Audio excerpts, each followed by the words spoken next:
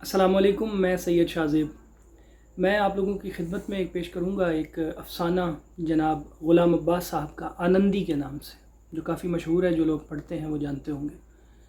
ये थोड़ा तवील है, इसलिए इसे मैं दो हिस्सों में तकसीम करूँगा, 12-15 मिनट का एक हिस्सा और दूसरा। उम्मीद है आप लोग पसंद करेंगे। इंतहाई मानी खेज़ और दिलचस्प अफ़साना है, समाअत फरमाएँ। बल्दिया का इजलास ज़ोरों पर था। हाल खचाखच भरा हुआ था और खिलाफ मामूल एक मेंबर भी गैर हाज़िर नहीं था। बल्दिया के ज़ेर बहस मसला ये था कि ज़नाने बाज़ारी, जिसे अपनी ज़बान में बाज़ार हुस्न या रेड लाइट एरिया कह लें, को शहर बदर कर दिया जाए, क्योंकि इनका वजूद इंसानियत, शराफत और तहज़ीब के दामन पर बदनुमा दाग है। बल्दिया के एक भारी भरकम रुकन, जो मुल्क व कौम के सच्चे खैरखा थे और दर्दमंद समझे जाते थे, नहायत फसाहत से तकरीर करते थे और फरमाने लगे, हज़रात आप ये ख़याल फरमाइए कि इनका क़याम शहर के एक ऐसे हिस्से में है जो न सिर्फ शहर के बीचों बीच है, आम गुज़रगाह है, बल्कि शहर का सबसे बड़ा तिजारती मरकज़ भी है। चुनांचे हर शरीफ नफ्स आदमी को चारों नाचार इसी बाज़ार से गुज़रना पड़ता है। अलावा अज़ीम शुरफ़ा की पाक दामन बहू बेटियाँ इस बाज़ार की तिजारती अहमियत की वजह से यहाँ आने और ख़रीदो फ़रोख्त करने पर मजबूर हैं। साहिबान, ये शरीफ ज़ादियाँ इन आबरू बाख्ता नीम उरियाँ बेसवाओं के बनाव सिंगार को देखती हैं और तो कुदरती तौर पर इनके दिल में आराइश व दिलरुबाई की नई नई उमंगें पैदा होती हैं और वो अपने गरीब शोहरों से तरह तरह के गाज़ों, लंडोरों, ज़र्क बर्क साड़ियों और कीमती ज़ेवरों की फरमाइश करने लगती हैं। नतीजा ये होता है कि उनका पुरमसरत घर, उनका राहत कदा हमेशा के लिए जहन्नुम का नमूना बन जाता है। और साहिबान, फिर आप ये भी तो ख्याल फरमाइए कि हमारे नौ नहालाने कौम जो दरसगाहों में तालीम हासिल करते हैं और इनकी आइंदा तरक्कियों की से कौम की उम्मीदें वाबस्ता हैं, और कयास चाहता है कि एक न एक दिन कौम की कश्ती को भंवर से निकालने का सेहरा भी इन्हीं के सर बंधेगा। इन्हें भी सुबह शाम इसी बाज़ार से होकर जाना पड़ता है। ये कहबाएँ हर वक्त 12 अबरन 16 सिंगार किए हुए हर राहरों पर बेहिजाबाना निगाह व मुजा के तीरों सना बरसाती और इसे दावत हुस्न देती हैं। क्या इन्हें देखकर हमारे भोले भाले नातजुर्बाकार जवानी के नशे में महव और सूदो ज़िया से बेपरवाह नौ नहालाने कौम अपने जज्बात व ख़यालात और अपनी आला सीरत को मासियत के मसमूम असरात से महफूज रख सकते हैं? हज़रत जवाब दीजिए। साहिबान, क्या इनका हुस्न ज़ाहिद फ़रेब हमारे नौ नहालाने कौम को जादा मुस्तकीम से भटका कर इनके दिल में गुनाह की पुरअसरार लज्जतों की तशनगी पैदा करके एक बेकली, एक इज़्तिराब और एक हिजान बर्पा कर देता होगा?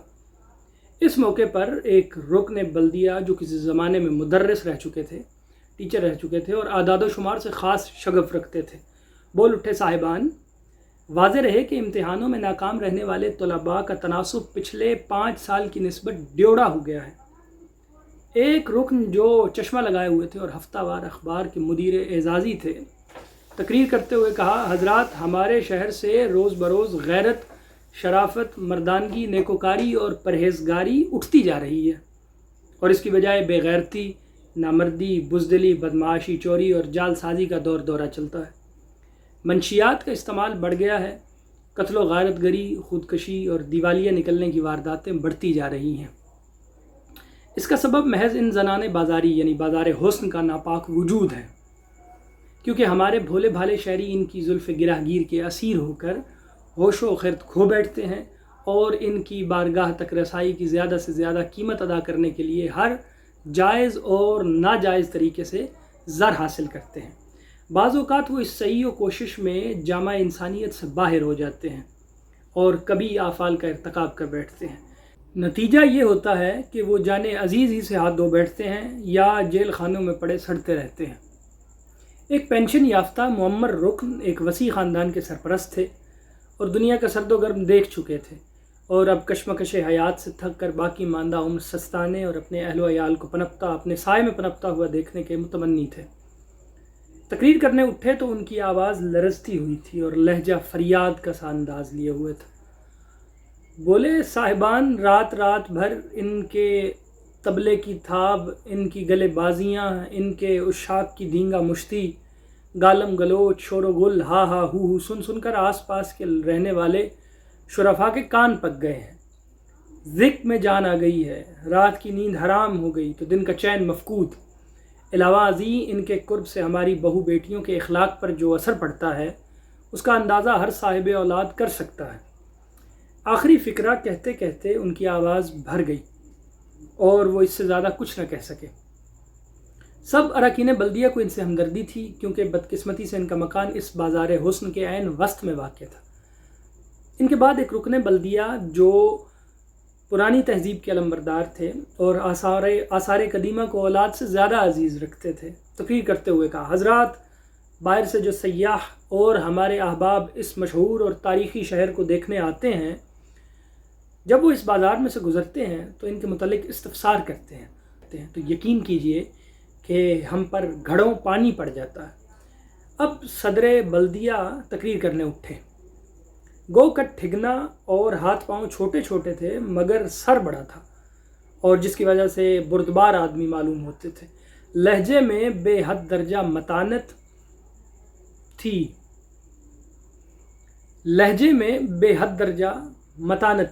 بولے حضرات، میں اس امر میں قطعی طور پر آپ سب سے متفق ہوں کہ اس طبقے کا وجود ہمارے شہر اور ہمارے تہذیب و تمدن کے لیے باعث صد آر ہے، لیکن مشکل یہ ہے کہ اس کا تدارک کیسے کیا جائے۔ اگر ان لوگوں کو مجبور کیا جائے کہ یہ اپنا ذلیل پیشہ چھوڑ دیں تو سوال پیدا یہ ہوتا ہے کہ یہ لوگ کھائیں گے کہاں سے؟ ایک صاحب بول اٹھے، یہ عورتیں شادی کیوں نہیں کر لیتیں؟ اس پر ایک طویل فرمائشی کہکا پڑا اور حال کی ماتمی فضا میں یکبارگی شگفتگی کے آثار پیدا ہو گئے۔ جب اجلاس میں خاموشی ہوئی تو حضرت صاحب صدر بولے، حضرات، یہ تجویز بارہا ان لوگوں کے سامنے پیش کی جا چکی ہے۔ اس کا ان کی طرف سے یہ جواب دیا جاتا ہے کہ آسودہ اور عزت دار لوگ خاندانی حرمت و ناموس کے خیال سے انہیں اپنے گھروں میں گھسنے نہ دیں گے، اور مفلس اور ادنا طبقے کے لوگوں کو جو محض ان کی دولت کے لیے ان سے شادی کرنے پر آمادہ ہوں گے، یہ عورتیں خود منہ نہیں لگائیں گی۔ اس پر ایک صاحب بولے، بلدیہ کو ان کے نجی معاملوں میں پڑنے کی ضرورت نہیں۔ بلدیہ کے سامنے تو یہ مسئلہ ہے کہ یہ لوگ جائیں جہنم میں جائیں مگر اس شہر کو خالی کر دیں۔ جناب صدر نے کہا، صاحبان، یہ بھی آسان کام نہیں ہے۔ ان کی تعداد 10-20 نہیں ہے، سینکڑوں تک پہنچتی ہے، اور پھر ان میں سے بہت سی عورتوں کے ذاتی مکانات ہیں۔ یہ مسئلہ کوئی مہینے بھر تک بلدیہ کے زیر بحث رہا اور بالآخر تمام اراکین کی اتفاق رائے سے یہ امر قرار پایا کہ زنان بازاری کے مملوکہ مکانوں کو خرید لیا جائے اور انہیں رہنے کے لیے شہر سے کافی دور کوئی الگ تھلگ علاقہ دے دیا جائے۔ ان عورتوں نے بلدیہ کے اس فیصلے کے خلاف سخت احتجاج کیا۔ بعض نے نافرمانی کر کے بھاری جرمانے اور قیدیں بھگتی، مگر بلدیہ کی مرضی کے آگے ان کی کوئی بات چل نہ سکی اور چاروں ناچار صبر کر کے رہ گئیں۔ اس کے بعد ایک عرصے تک ان زنان بازاری کے مملوکہ مکانوں کی فہرستیں اور نقشے تیار ہوتے رہے اور مکان کے گاہک پیدا کیے جاتے رہے۔ بیشتر مکانوں کو بذریعہ نیلام فروخت کرنے کا فیصلہ کیا گیا۔ ان عورتوں کو 6 مہینے تک شہر میں اپنے پرانے ہی مکانوں میں رہنے کی اجازت دی گئی تاکہ اس عرصے میں وہ نئے علاقے میں مکان وغیرہ بنوا سکیں۔ ان عورتوں کے لیے جو علاقہ منتخب کیا گیا تھا وہ شہر سے 6 کوس دور تھا۔ 5 کوس تک پکی سڑک جاتی تھی، اس سے آگے کوس بھر کا کچا راستہ تھا۔ کسی زمانے میں وہاں کوئی بستی ہوگی مگر اب تو کھنڈروں کے سوا کچھ نہ تھا، جن میں سانپوں اور چمگادڑوں کے مسکن تھے اور دن دہاڑے الو بولتا تھا۔ اس علاقے کے نواح میں کچے گھروندے والی کئی چھوٹے موٹے گاؤں تھے، مگر کسی کا فاصلہ بھی یہاں سے 2-2.5 میل سے کم نہ تھا۔ ان گاؤں کے بسنے والے کسان دن کے وقت کھیتی باڑی کرتے یا تو یوں ہی پر پھرتے پھراتے ادھر ادھر نکل آتے، ورنہ عام طور پر اس شہر خاموشہ میں آدم زاد کی صورت نظر نہ آتی تھی۔ بعض اوقات روز روشن ہی میں گیدڑ اس علاقے میں پھرتے دکھائی دیتے تھے۔ 500 سے کچھ اوپر بیسواؤں میں سے صرف 14 ایسی تھیں جو اپنے عشاق کی وابستگی یا خود اپنی دل بستگی یا کسی اور وجہ سے شہر کے قریب آزادانہ رہنے پر مجبور تھیں اور اپنے دولت مند چاہنے والوں کی مستقل مالی سرپرستی کے بھروسے بادل خواستہ اس علاقے میں رہنے پر آمادہ ہو گئی تھی، ورنہ باقی عورتوں نے سوچ رکھا تھا کہ یا تو وہ اسی شہر کے ہوٹلوں کو اپنا مسکن بنا لیں گی یا بظاہر پارسائی کا جامہ پہن کر شہر کے شریف محلوں کے کونوں خدروں میں جا چھپیں گی، یا پھر اسی شہر کو چھوڑ کر کہیں اور نکل جائیں گی۔ یہ 14 بیسوائیں اچھی خاصی مالدار تھیں، اس پر شہر میں ان کے جو مکان تھے ان کے دام انہیں اچھے وصول ہو چکے تھے، تو اس علاقے میں زمین کی قیمت برائے نام تھی، اور سب سے بڑھ کر یہ کہ ان کے ملنے والے دل و جان سے ان کی مالی امداد کرنے کے لیے تیار رہتے تھے۔ چنانچہ انہوں نے اس علاقے میں جی کھول کر بڑے بڑے عالیشان مکان بنوانے کی ٹھانی ایک اونچی اور ہموار جگہ جو ٹوٹی پھوٹی قبروں سے ہٹ کر تھی منتخب کی گئی، زمین کے قطعے صاف کرائے اور چابک دست نقشہ نویسوں سے مکان کے نقشے بنوائے گئے، اور چند ہی روز میں تعمیر کا کام شروع ہو گیا۔ دن بھر اینٹ، مٹی، چونا، شہتیر، گارڈر اور دوسرا عمارتی سامان گاڑیوں، چھکڑوں، خچروں، گدوں اور انسانوں پر لاد کر اس بستی میں آتا، اور منشی صاحب حساب کتاب کی کاپیاں بغلوں میں دبائے انہیں گنواتے اور کاپیوں میں درج کرتے تھے۔ میر صاحب معماروں کو اب کام کے متعلق ہدایات دیتے، معمار مزدوروں کو ڈانٹتے ڈپٹتے، مزدور ادھر ادھر دوڑتے پھرتے، مزدورنیوں کو چلا چلا کر پکارتے اور اپنے ساتھ کام کرنے کے لیے بلاتے۔ غرض سارا دن ایک شور اور ایک ہنگامہ رہتا، اور سارا دن آس پاس کے گاؤں کے دیہاتی اپنے کھیتوں میں اور دیہاتوں میں اپنے گاؤں میں ہوا کے جھونکوں کے ساتھ دور سے آتی ہوئی کھٹ کھٹ کی دھیمی دھیمی آوازیں سنتے۔ اس بستی کے کھنڈروں میں ایک جگہ مسجد کے آثار تھے۔ کہانی بڑی دلچسپ ہو گئی ہے یہاں سے۔ اس بستی کے کھنڈروں میں ایک جگہ مسجد کے آثار تھے، اور اس کے پاس ایک کنواں تھا جو بند پڑا تھا۔ راج مزدوروں نے کچھ دن پانی حاصل کرنے اور بیٹھ کر سستانے کی غرض سے اور کچھ ثواب کمانے اور اپنے نمازی بھائیوں کی عبادت گزاری کے خیال سے سب سے پہلے اس کی مرمت کی۔ چونکہ یہ فائدہ بخش اور ثواب دہ کام تھا، اس لیے کسی نے کچھ اعتراض نہ کیا۔ چنانچہ 2-3 روز میں مسجد تیار ہو گئی۔ دن کو 12 بجے جیسے ہی کھانا کھانے کی چھٹی ہوتی، 200-250 راج مزدور، میر عمارت، منشی اور ان کے بیسواؤں کے رشتہ دار یا کارندے جو تعمیر کی نگرانی پر مامور تھے اس مسجد کے پاس جمع ہو جاتے اور اچھا خاصا میلہ سا لگ جاتا۔ ایک دن ایک دیہاتی بڑھیا جو پاس کے کسی گاؤں میں رہتی تھی اس بستی کی خبر سن کر آ گئی۔ اس کے ساتھ ایک خرد سال لڑکا تھا۔ دونوں نے مسجد کے قریب ایک درخت کے نیچے گھٹیا سگریٹ، بیڑی، چنے اور گڑ کی بنی ہوئی مٹھائیوں کا خانچہ لگا دیا۔ بڑھیا کو آئے ابھی 2 دن بھی نہ گزرے تھے کہ ایک بوڑھا کسان کہیں سے ایک مٹکا اٹھا لایا اور کنویں کے پاس اینٹوں کا ایک چھوٹا سا چبوترا بنا پیسے کے 2 شکر کے شربت کے گلاس بیچنے لگا۔ ایک کنجڑے کو جو خبر ہوئی تو وہ ایک ٹوکرے میں خربوزے بھر لایا اور خوانچہ والی بڑھیا کے پاس بیٹھ کر لے لو خربوزے، شہد سے میٹھے خربوزے کی صدا لگانے لگا۔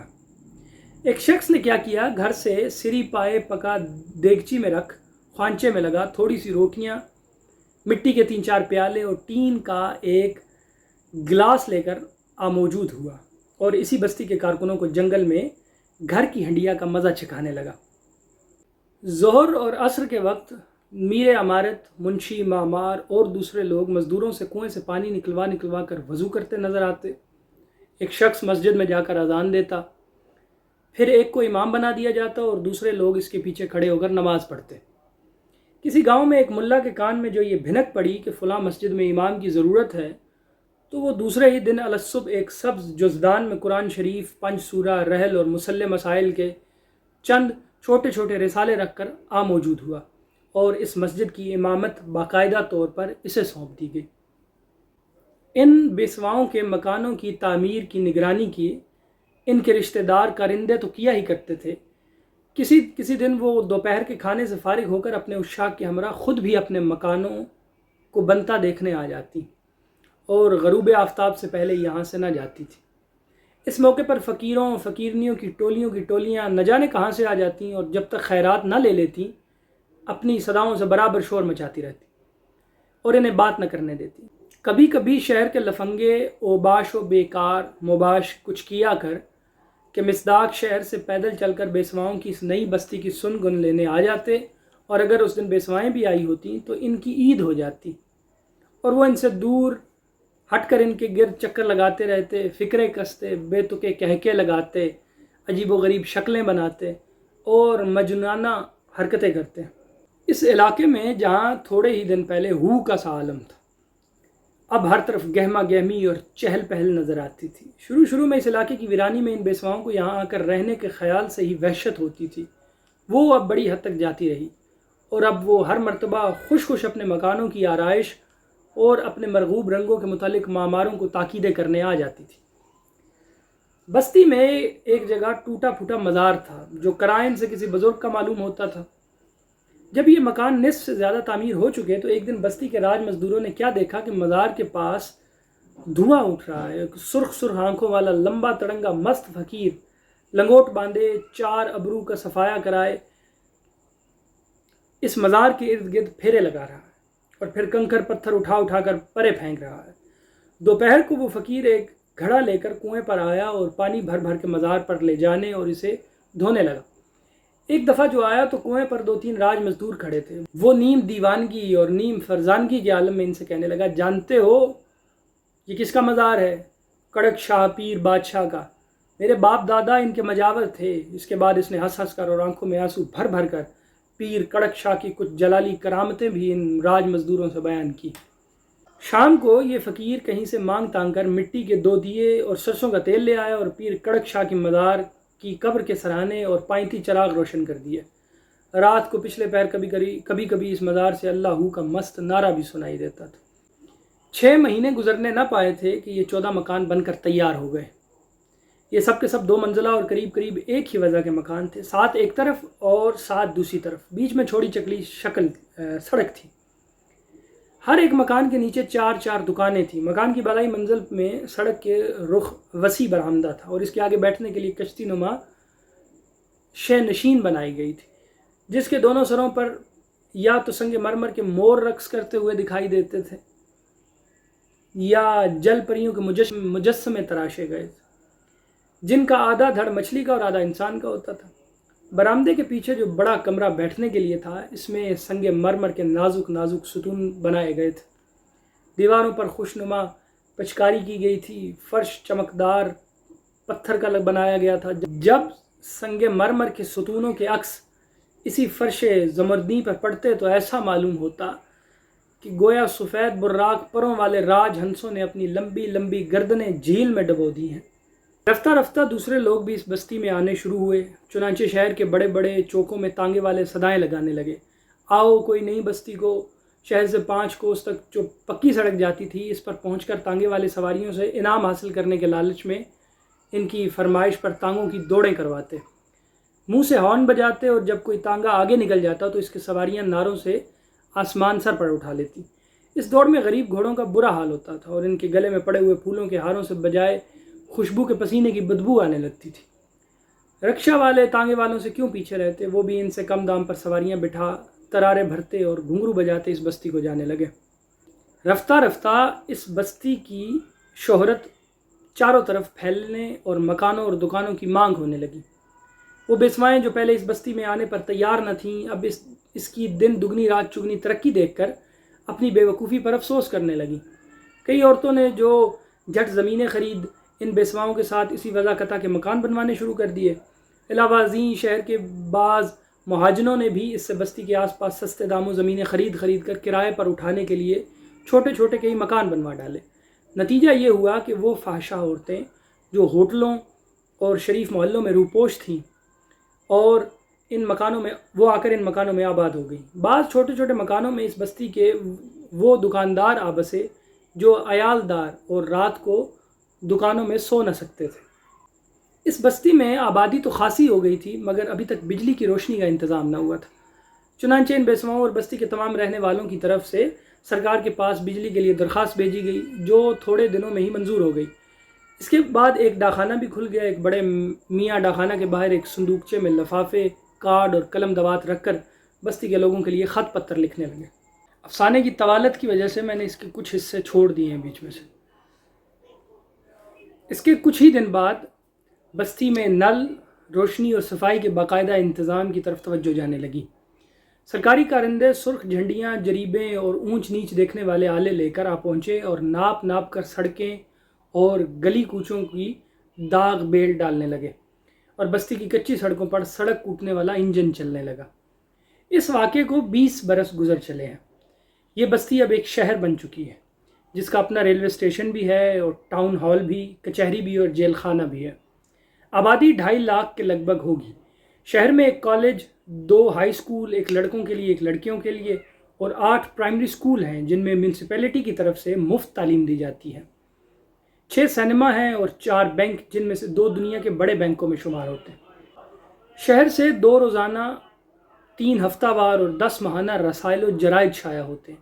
ان میں 4 ادبی، 2 اخلاقی اور معاشرتی و مذہبی، 1 صنعتی، 1 طبی، 1 زنانہ اور 1 بچوں کا رسالہ ہے۔ شہر کے مختلف حصوں میں 20 مسجدیں، 15 مندر اور دھرم شالے، 6 یتیم خانے، 5 اناتھ آشرم اور 3 بڑے سرکاری اسپتال ہیں، جن میں سے 1 صرف عورتوں کے لیے مخصوص ہے۔ شروع میں کئی سال تک یہ شہر اپنے رہنے والوں کے نام کی نسبت سے حسن آباد کے نام سے موسوم کیا جاتا تھا، مگر بعد میں اسے نامناسب سمجھ کر اس میں تھوڑی سی ترمیم کر کے، یعنی بجائے حسن آباد کے حسن آباد کہلانے لگا۔ مگر یہ نام چل نہ سکا کیونکہ عوام حسن اور حسن میں امتیاز نہ کرتے۔ آخر بڑی بڑی بوسیدہ کتابوں کی ورق گردانی اور پرانے نوشتوں کی چھان بین کے بعد اس کا اصلی نام دریافت کیا گیا، جس سے یہ بستی آج سے سینکڑوں برس قبل اجڑنے سے پہلے موسوم تھی، اور وہ نام ہے آنندی۔ یوں تو سارا شہر بھرا پڑا، صاف ستھرا اور خوشنما ہے، مگر سب سے خوبصورت، سب سے بارونق اور تجارت کا مرکز وہی بازار ہے جس میں زنانیں بازاری رہتی ہیں۔ آنندی بلدیہ کا اجلاس زوروں پر ہے۔ حال کھچا کھچ بھرا ہوا ہے اور خلاف معمول ایک ممبر بھی غیر حاضر نہیں ہے۔ بلدیہ کے زیر بحث مسئلہ یہ ہے کہ زنان بازاری کو شہر بدر کر دیا جائے، کیونکہ ان کا وجود انسانیت، شرافت اور تہذیب کے دامن پر بدنما داغ ہے۔ ایک فصیح البیان مقرر تقریر کر رہے تھے۔ معلوم نہیں وہ کیا مصلحت ہے جس کے زیر اثر اس ناپاک طبقے کو ہماری اس قدیمی اور تاریخی شہر کے عین بیچو بیچ رہنے کی اجازت دی گئی۔ اس مرتبہ ان عورتوں کے لیے جو علاقہ منتخب کیا گیا وہ شہر سے 12 کوس دور تھا، یعنی کہانی جہاں سے شروع ہوئی وہیں اس کا اختتام ہوا۔